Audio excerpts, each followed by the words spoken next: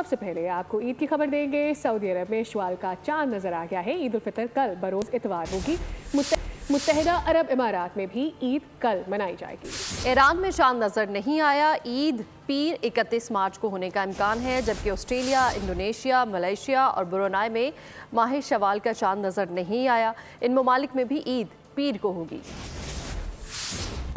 ईद उल फितर का चांद सऊदी अरब में ईद 30 मार्च को होगी। ईरान, इंडोनेशिया, मलेशिया में ईद पीर को मनाई जाएगी। सऊदी अरब में शवाल का चांद देखने के लिए 10 से ज्यादा मकामात पर रोयत हिलाल कमेटी के इजलास हुए। सऊदी सुप्रीम कोर्ट ने भी अवाम से आज शवाल का चांद देखने की अपील की थी। सऊदी अरब के तीमर रसदगाह में शवाल का चांद नजर आया। उधर इंडोनेशिया में चांद नजर न आने का बाज़ाब्ता ऐलान कर दिया गया। ईरान, मलेशिया, ऑस्ट्रेलिया और ब्रुनाई में भी ईद पीर को होगी।